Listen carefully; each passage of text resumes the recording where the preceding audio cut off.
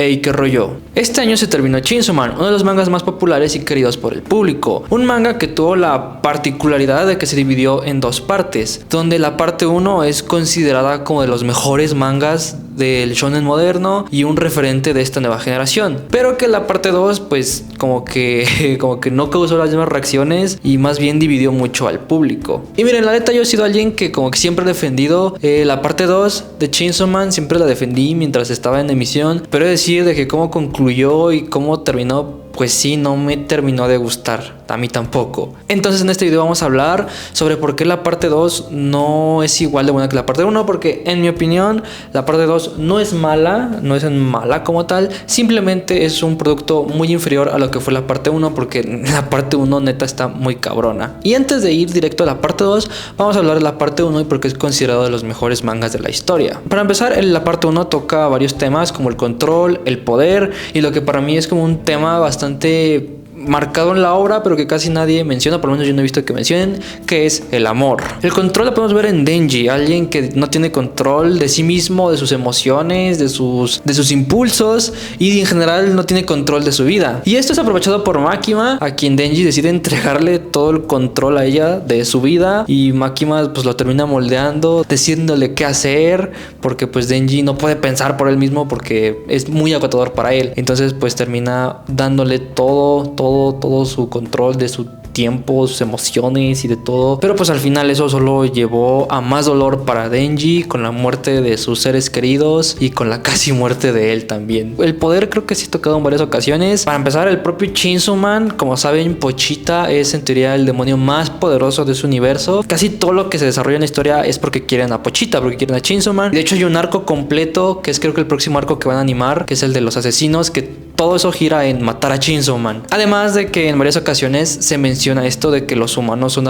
ambiciosos, ¿no? De que por más que tengamos todo resuelto, todo el dinero del mundo, siempre vamos a querer más y más. Y como dije, un tema del que creo que casi nadie habla, pero creo que es muy importante en la historia, es el amor. El amor no está así escupido en la cara del espectador, lo podemos ver como en pequeñas cosas, en las acciones y motivación de los personajes. El amor lo podemos ver incluso desde el mismo Denji, que es un personaje que claramente le falta muchísimo amor, desde amor propio hasta que alguien le diga directamente te amo y lo quiera tal y como es. Y de hecho la razón por la que se vuelve Chainsaw Man es por su profundo amor y conexión con Pochita. Ambos se querían y se amaban tanto que literalmente trajeron a Denji de la muerte. Luego tenemos a personajes como Aki, quien al principio parece ser un personaje frío, como casi la mayoría de personajes así en los shonen. Poco a poco se va encariñando con sus otros dos compañeros, con Denji y con Power, al punto de preocuparse por sus vidas y por su salud. Y de hecho los tres manejan esta dinámica de ser como familia, porque los tres son personajes que sí las vieron bastante duras, que están solos y que no tienen a nadie más en el mundo más que ellos tres. En Power vemos su amor por Nyako y posteriormente por Denji, a quien considera como la única persona con la que ha tenido una conexión real, y por eso es que al final le pide que cuando todo este desmadre acabe, Denji vaya a buscar al demonio de la sangre, que aunque ya no sea Power, que lo busque y se haga su amigo. Y también vemos el amor entre personajes como Kishibe, Himeno y Ángel. Pero obviamente si hablamos de amor en Chainsaw Man, tenemos que hablar del arco de Reze. El arco de Reze es considerado por muchos como el mejor arco de todo Chainsaw Man, y entiendo por qué. Si ya vieron la película o leyeron el manga, pues ya saben que en este punto Denji ya pasó por todo ese desmadre que acabó con Himeno y con la vida de casi toda seguridad pública. Sin embargo, Denji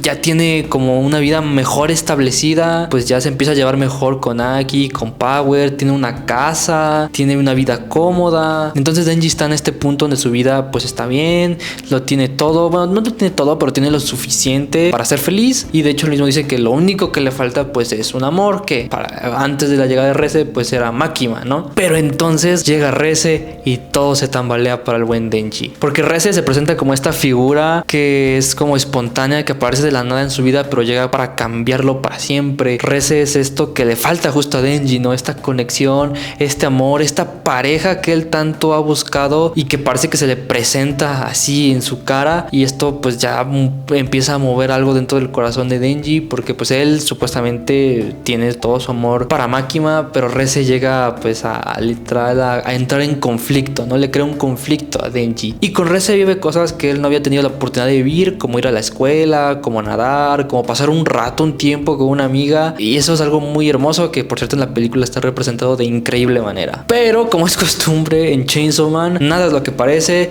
y Reze se revela como una villana, como otro personaje que no quería a Denji, sino que lo que quería era Pochita. Esto obviamente le rompe en mil pedazos al pobre corazón de Denji, quien ya se estaba sintiendo querido, pero no, resulta que otra vez solo lo estaban manipulando porque realmente querían a Pochita y no a él. Y entonces tenemos toda esta pelea épica que está bien cabrona, y esta pelea está cabroncísima porque es un choque de emociones y sentimientos donde literal todo el caos que vemos representa como el caos que tiene Denji por todo esto que pasó con Reze, de que parecía ser que era el amor de su vida y luego se revela que no, que es otro demonio que solo busca a Pochita. Y está muy cabrón que incluso después de todo el desmadre que armaron en la pelea final y de que Reze directamente le haya dicho que no lo quería él y que todo fue actuado, aún así Denji está dispuesto a abandonar todo, dispuesto a abandonar la vida cómoda que Makima construyó para él, de abandonar a su familia, bueno, a Denji, a Power y a Aki, de dejar toda su vida cómoda, de dejar todo con tal de irse con Reze, porque era lo que siempre quiso, porque Reze es la persona que siempre quiso y con la que realmente sintió una conexión muy profunda y muy íntima. Pero lamentablemente pues no pasó, y después se chingan a Reze y ya se va todo a la verga. Y hablando de amor, se me hace como muy romántico la manera en la que muere Makima, porque bueno, Makima siempre es este personaje dominante y frío, que siempre está alerta, que nunca baja la guardia y que siempre está preparada para dar el golpe correcto en el momento correcto, ¿no?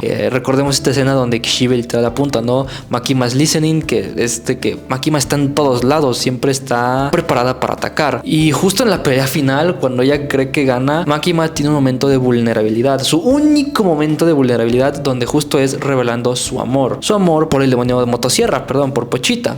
Porque sí, resulta que todo el desmadre que hizo Makima fue porque lo que quería era Pochita, quería al demonio de motosierra porque lo amaba, porque quería vivir una vida con él. Entonces Makima también es un personaje que necesitaba amor y que quería amor, quería cariño. Por eso es que cuando se vuelven a Yuta, pues no mata a Denji luego, porque finalmente tiene eso que quería, que era pues como calidez, como cariño, como amor, ¿no? Entonces se me hace muy bonito que el único momento de vulnerabilidad de Makima, que cuando revela sus sentimientos, cuando abraza a Pochita y le dice ya vamos a vivir una vida felices juntos tú y yo, ¡pum! La matan, porque la agarran con la baja guardia. Por primera vez en todo el manga, Makima baja la guardia por sus sentimientos y la matan. Eso está muy bonito. Bueno, eso creo que sí habla mucho de que pues el amor, o de que todos los seres en el mundo, por más despreciables que sean, quieren un poquito de amor. Luego aparte suma de los increíbles personajes que tiene la parte 1, no solo hablando de los protagonistas como Denji, Power, Aki o Makima, sino en general de todos los demás personajes como Kobeni, Kishibe, Himeno, Ángel, el demonio, los otros demonios que ayudan como Beam y todos ellos. Y todos ellos suman muchísimo a la historia porque no solo están de adorno, cada uno tiene sus propias motivaciones, su propia como mini arco, y vemos cómo los acontecimientos de cada arco los afectan profundamente a ellos, al punto de que por ejemplo algunos directamente abandonan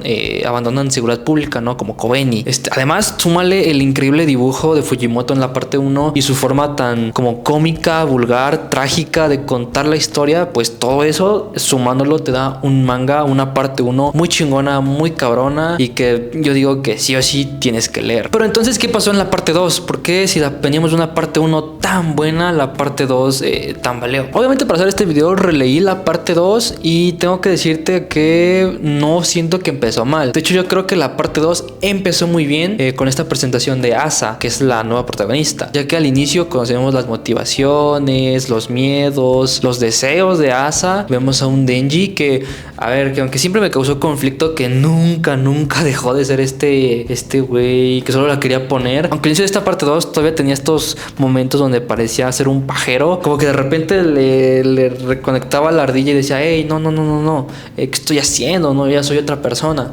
Entonces pues eso está muy chido, ¿no? Como que al inicio sí tenía desarrollo de la parte 1. Bueno, y justo al inicio de la parte 1 creo que está lo primero que diferencia la parte 1 y la parte 2, y es como la construcción de la historia. En la parte 1, desde el inicio nos dejan implícito que como la gran amenaza de la historia, a donde todo apunta, a donde nos vamos a dirigir, es hacia el demonio pistola. Es esa es la gran amenaza, ese es a donde todos los cabos van a ir, donde todos se van a resolver, es hacia el demonio pistola, ¿no? Y en la parte 2 empieza algo similar, planteándonos un gran evento a lo que ir, que en este caso sería la llegada del demonio de la muerte, que después evoluciona a ser la profecía de Nostradamus, ¿no? Entonces parece que por ese rumbo vamos a ir, ¿no? Que todo lo que pasa en la parte 2, todos los cabos sueltos, se van a resolver cuando lleguemos ahí, a la profecía de Nostradamus o a la llegada del demonio de la muerte. Pero mientras va avanzando la historia, como que a Fujimoto se le olvidó esto que él planteó, porque de repente dejan de mencionar tanto el tema del demonio de la muerte como el de demonio, como de la profecía de Nostradamus, y la obra sigue avanzando, pero de repente se acuerda de que existía este pedo, entonces te lo recuerdan solo para que después otra vez se olvide. Creo que en esto sí tambalea la parte 2, porque en la parte 1 nunca te dejan de mencionar el demonio pistola, siempre el demonio pistola está presente, y cada arco que va avanzando nos van dando más pistas y pistas del demonio pistola, y de hecho cuando ya estamos como a punto de llegar al demonio pistola se siente esa tensión, se siente de que ya valió madres todos y de que el demonio pistola ya está aquí. Pero en la parte 2 como que se olvida a Fujimoto el tema del Nostradamus, del demonio de la muerte, entonces como que no van soltando tanta información. De repente se acaba un arco y es como que Fujimoto se acuerda y te recuerda de que, ay sí, acuérdate que hay una profecía, acuérdate que está la llegada del demonio de la muerte, pero de repente empieza el nuevo arco y se olvida todo eso. Y de hecho creo que es en el arco de la iglesia de Chainsaw Man que es donde empieza a tambalearse la parte 2, o es donde yo siento que está esta línea entre una parte 2 que estaba yendo muy bien, que estaba construyendo como un gran evento y que estaba teniendo personajes, bueno, estaba teniendo cosas interesantes, y de repente después de la iglesia de Chainsaw Man, o a partir de la iglesia de Chainsaw Man, es donde tenemos esta parte 2 que no sabemos hacia dónde vamos, ¿no? Bueno, todavía la iglesia de Chainsaw Man es un arco que todavía está bien, baja un poquito la calidad, pero no es tan grande, ¿no? Todavía se disfruta. Empiezan los capítulos donde parece que no pasa nada y donde la historia más olvida este tema de la profecía, pero como dije, no es tan grande, y de hecho como que todavía sientes que vamos hacia algo muy grande. Pero pues como dije, al final no se termina de desarrollar, entonces ahí está una diferencia, que no está esa construcción de la parte 1. La parte 1 construye muy bien a sus personajes y el gran evento, y la parte 2 no. Y yo sé que no a huevo la parte 2 tenía que terminar en un gran evento, una gran pelea como la parte 1, pero como está escribiendo Fujimoto la parte 2, parecía que eso íbamos, ¿no? Entonces si desde el inicio Fujimoto no tenía planeado que llegáramos como a una gran pelea final, siento que no debería haber construido su historia igual, o sea, no debería haber escrito igual de que vamos a ir hacia allá, ¿no? Vamos a ir hacia este gran evento. En la parte 1 fue el demonio pistola, en la parte 2 va a ser la profecía de Nostradamus, la llegada del demonio de la muerte, la pelea entre Yoru y Denji. Entonces como que Fujimoto construyó eso, pero no lo terminó de desarrollar. No sé si a lo mejor el güey como que se arrepintió a mitad de camino o qué pasó, pero pues sí parecía que para allí íbamos. Y bueno, ya después llega el arco del demonio de la senectud, que todavía está bien chido más o menos, pero ya una vez se acaba el arco del demonio de la senectud y ya, yo siento que ahí es donde todo vale verga, donde ya neta como que ya no empieza a tener rumbo la historia. Por lo menos después de ese arco para mí es donde empecé a tener como muchas dudas, donde los capítulos donde no pasaba nada eran más, y donde como que no tenías un rumbo claro, no sabíamos hacia dónde íbamos a ir. Ya se sentía que estábamos en la recta final de Chainsaw Man, o sea, ya se sentía de que íbamos a llegar al gran final, pero no se sentía que iba a ser ese gran final, ¿no? Como que era de que, pues creo que ya en este punto ya no hay nada más que contar, creo que ya lo que sigue pues ya es el final, pero ¿qué? ¿Qué va a ser el final, no? La profecía de Nostradamus, porque hay este pequeño plot twist donde se nos revela que, el demonio de la muerte siempre estuvo aquí con nosotros, ¿no? Pero realmente no cambia mucho la historia, no es como que puta, no, ya esto es un cambio de 360 grados, o sea, sí es como impactante, pero no es como que tú digas, no mames, güey, no, ya valió verga. Después tenemos la pelea con el falso Chainsaw y todo eso, y de repente ya empiezan a pasar cosas y cosas, aquí donde ya me empiezo a confundir, donde ya no sé si el demonio de la comprensión lectora me está atacando y no recuerdo si se construyó algo, pero yo recuerdo que la pelea, que es donde sucede esta pelea entre muerte y Denji, pero no es la gran pelea que nos andaban vendiendo y realmente no pasa mucho, y luego muerte y hambre se alían, que supuestamente se alían, se juntan, para ayudar a Denji a no sé qué, y después ya empieza la pelea final del manga. Pero es lo que les digo, o sea, a partir de aquí es donde todo empieza a ser confuso, donde no sabemos hacia dónde vamos a ir, donde Fujimoto no sé qué está haciendo, parece que solo está haciendo malabares con la historia y no tiene un rumbo claro, o no hay como un punto final a donde ir. Entonces creo que ahí tenemos otra cosa que lo suma a que la parte 2 no haya sido tan buena y mucha gente la perciba como mala, que es de que muchos cabos sueltos jamás se resuelven, no hay una dirección de hacia dónde vamos, no hay este desarrollo de Denji sí va a cada arco que va pasando, va evolucionando, va como aprendiendo una cosa nueva, pero el Denji de la parte 2 en cierto punto incluso parece que va involucionando, ¿no? Al inicio, como dije, sí parecía que estaba cambiando, porque justo hay momentos donde le dicen qué hacer y el güey va y obedece, y luego dice no hagas lo que te están diciendo, no obedezcas porque eso solo te trae dolor.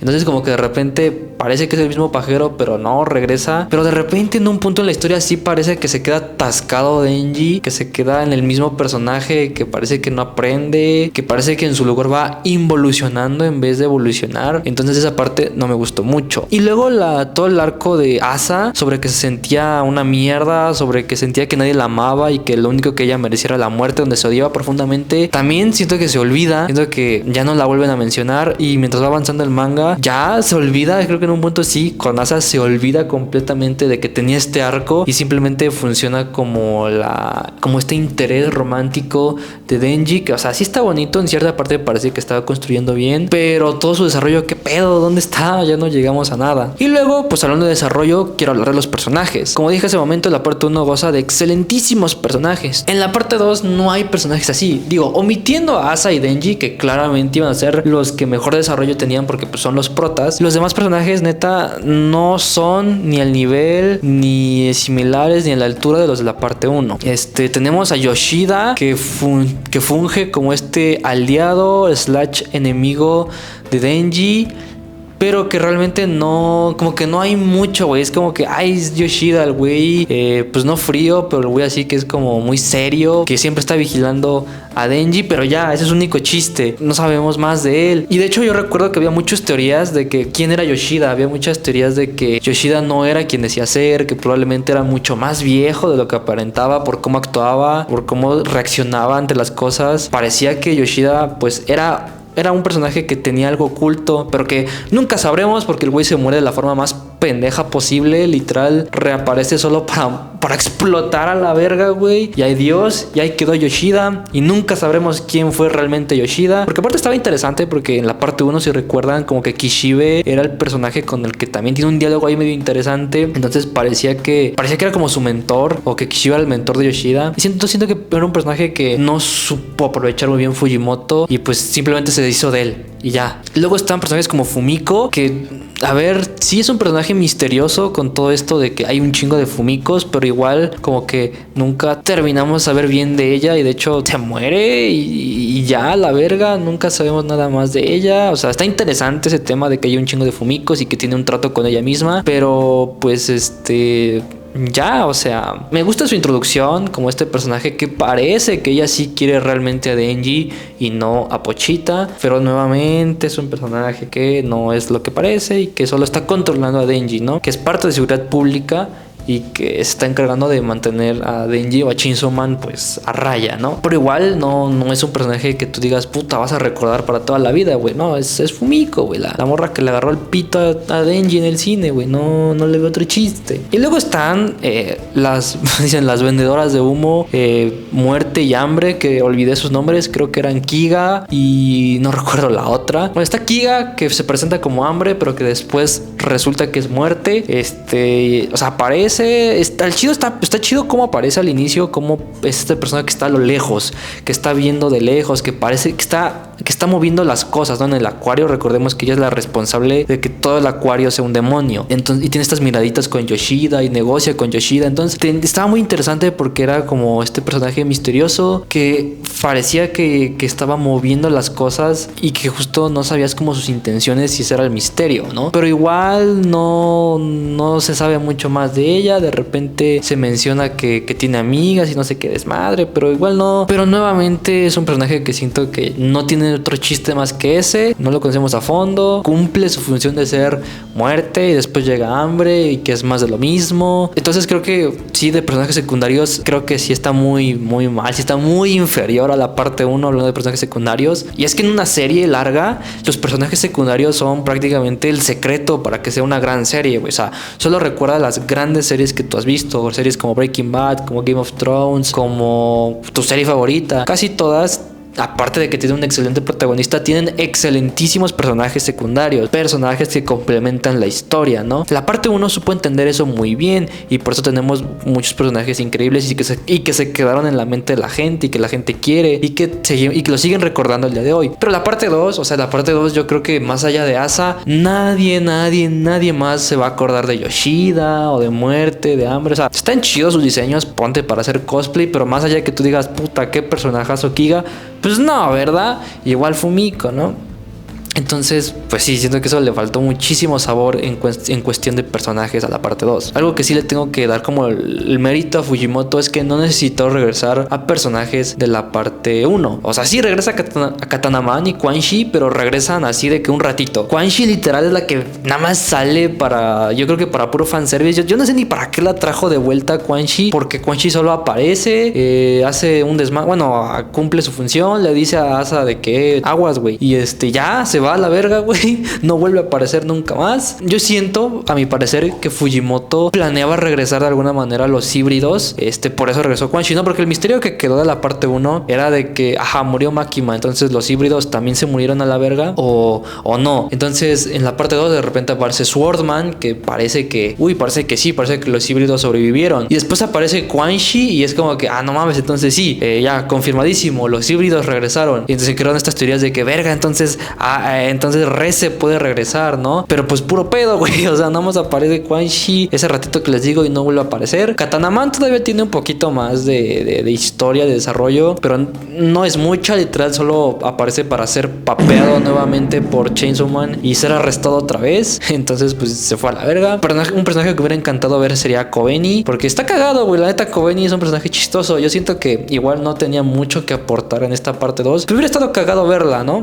Pero un personaje que sí, ese sí me hubiera encantado ver y siento que sí hubiera aportado mucho es Kishibe. Sobre todo porque Kishibe fue este personaje que al final fue el que ayudó a Denji a matar a Makima y quien confió en él como la única manera de matar a Makima. Me hubiera encantado verlo y sobre todo en el arco de la iglesia de Chainsaw Man, me hubiera encantado ver cómo él reaccionaba, que todo el mundo ahora idolatraba a Chainsaw Man, de cómo salía gente protestando a favor y en contra de Chainsaw Man, cómo se había vuelto un símbolo, ¿no? Como Chainsaw Man ahora era un símbolo. De ver cómo de repente a gente le empezó a salir motosierras de la frente, y me hubiera encantado ver su reacción ante la muerte de Nayuta. O sea, creo que Kishibe hubiera aportado mucho en la parte 2 y sobre todo en ese arco, pero no salió. Aún así, aunque no haya salido, me hubiera encantado verlo. Sí aprecio que Fujimoto pueda crear historias sin la necesidad de fanservice. Excepto de Quan Chi sí se me hace raro. Pero como les digo, yo creo que de seguro el güey pensaba traer de regreso a los híbridos, pero se quedó ahí a medias y pues ya nunca supimos qué pedo, güey. Entonces, pues nada. Y después de eso ya llega la pelea con Denji y Asa, bueno, Yoru. Pero neta, en ese momento sí ya me estaba hartando, güey. En ese momento sí es cuando decía, no mames, cabrón, qué pedo, qué está pasando, güey. Hay capítulos donde no pasaba nada. De repente solo pasaban cosas. O fue la sensación que a mí me dio, que solo pasaban y pasaban cosas, güey. De que realmente no solo estaba alargando la historia para llegar al final. Y ya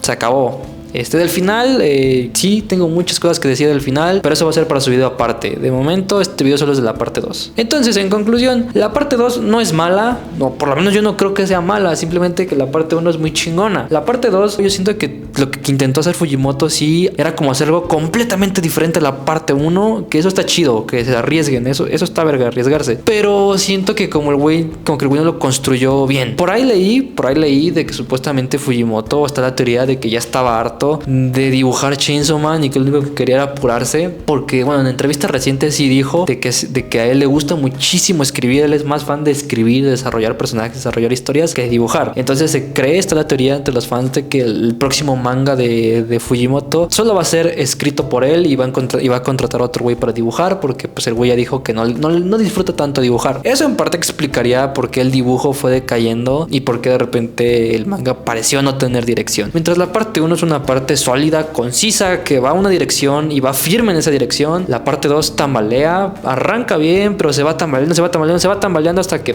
se cae y da la sensación de que es mala, pero realmente es una parte muy X, ¿no? Es una parte muy floja, no tiene la emoción, no tiene los sentimientos, no tiene los personajes, no tiene el desarrollo que tiene la parte 1, pero como dije, no se me hace una parte mala, simplemente es un manga inferior a lo que fue la parte 1. Y eso es todo lo que tengo que decir con respecto a la parte 2. Todo parece ser que no va a haber parte 3, todo parece ser que ya se acabó el manga de Chainsaw Man. Fue bonito mientras duró. Obviamente no creo que Fujimoto sea un mal escritor, de hecho creo que es un muy buen escritor, porque ya leí Look Back, que es un excelentísimo manga, y si no me crees que es un excelentísimo manga, tienes que leerlo, güey. Por algo un cabrón como Hidekazu Kureida, que si no lo conoces es un directorazo japonés. Ese güey es una bala, es de los mejores directores japoneses que hay hoy en día. Ese güey le va a hacer una adaptación a Look Back. Así de cabrón es Fujimoto como escritor, güey. Pero sí, en esta parte pues